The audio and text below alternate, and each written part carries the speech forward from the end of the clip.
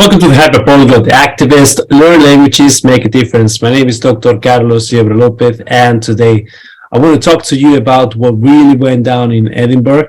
Well, first of all, I think it was a very successful event. The BBC Alba recorded some parts of it and broadcasted a summary of the conference. There were great presentations, both academic and non-academic, opportunities for networking, and a new city was announced for the Polyglot Conference 2023. If you have not seen the news or heard about this, stay until the end of this video to get to know what the next city of the Polyglot Conference is. Now, allow me to share the screen, and I will be talking to you about how each of the presenters, each of the speakers fared, in my humble opinion. First of all, we have Jared Gimble, whom it had been a while since I last saw in New York City, because as you know, I moved to London back in September 2022. His presentation about artificial versus quote-unquote human languages was great. It was very articulate.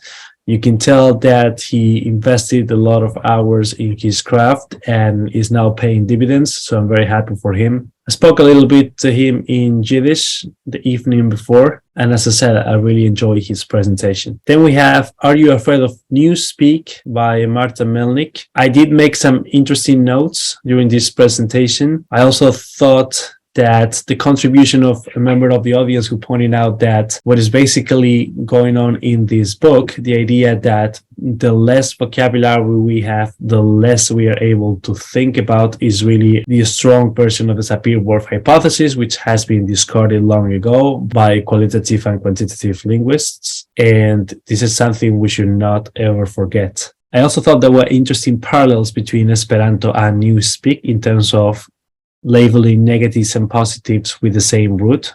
For instance, bona, malbona in Esperanto for good or I'm good in Newspeak.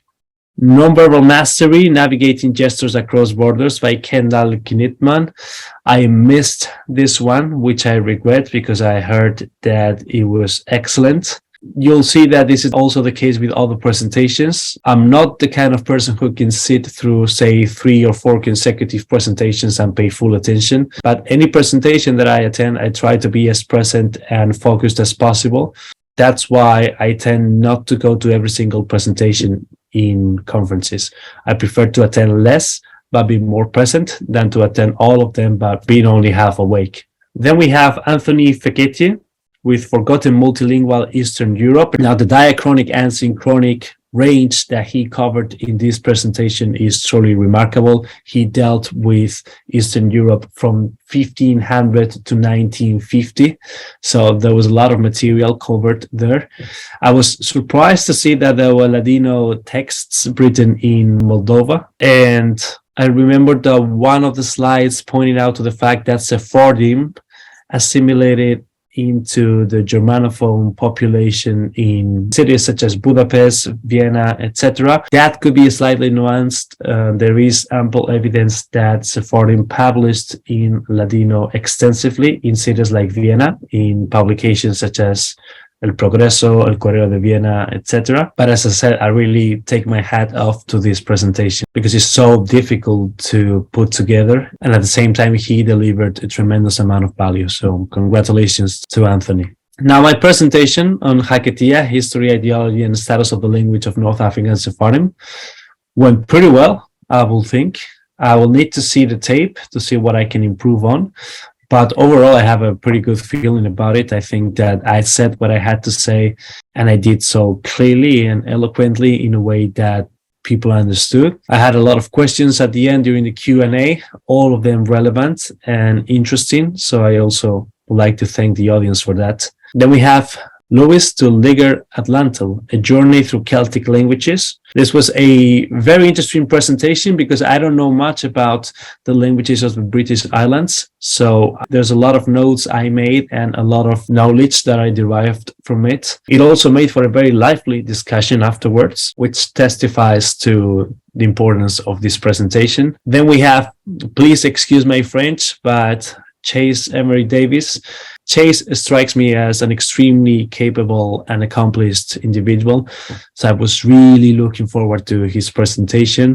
It was scheduled for 10 on Sunday, so I showed up at 9:55 trying to time the presentation, and guess what? I missed it because he was swapped with the presentation before. So I guess the lesson is never try to time presentations and attend all of them. But as I said, I don't think I'm capable of sustaining my attention span throughout every single presentation of the conference. So I try to pick and choose. And in this case, I got it wrong, but I'm looking forward to the YouTube version of it, which will be published in the following months.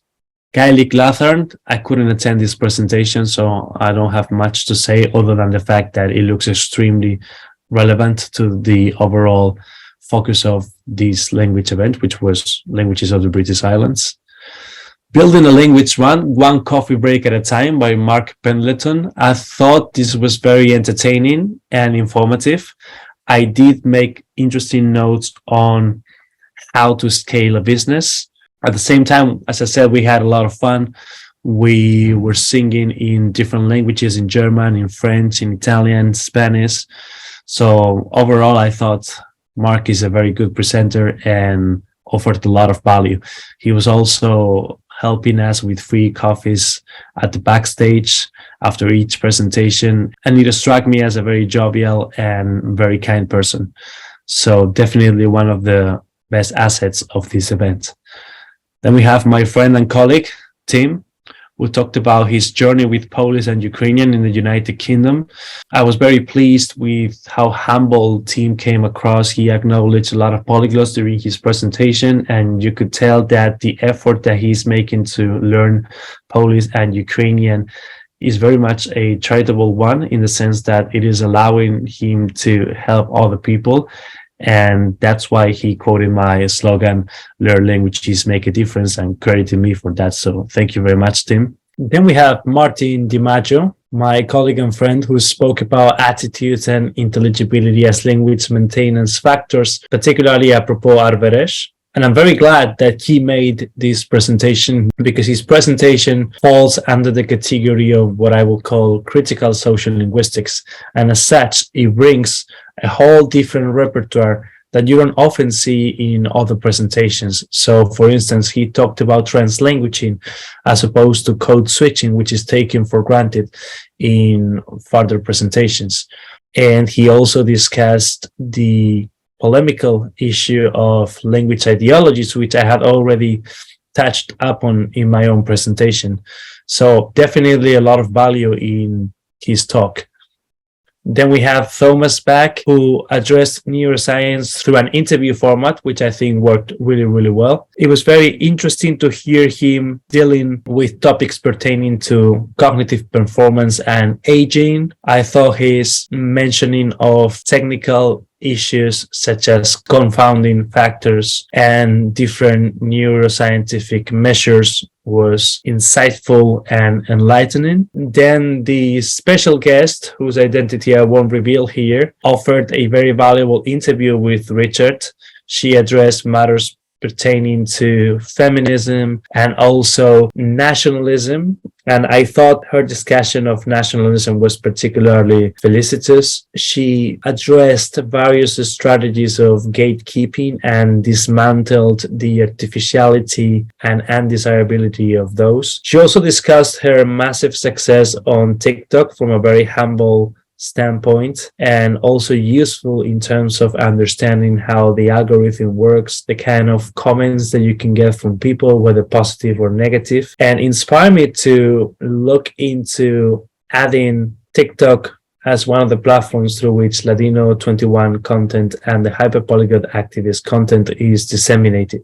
And last but not least, let's keep it real. Try and test the strategies to bring real life into the language classroom with authentic visual imagery and realia by Murad Diuri. Now, I did not know personally the presenter prior to this talk, but I was very much inspired and impressed by this workshop / presentation. We got to interact with realia, meaning with real life objects, related to the teaching of Arabic in this case. And I learned about flags pertaining to different Arabic speaking countries, strategies that we could use successfully with students in the classroom. And the overall delivery of the content was, I thought, very poised, calm, open-minded. Definitely one of my favorite presentations. So that's all from me. Were you in Edinburgh? Did you enjoy the event? What was your favorite part? Are you looking forward for any specific presentation to be uploaded on YouTube? Please let me know in the comments down below. And as always, thanks for watching.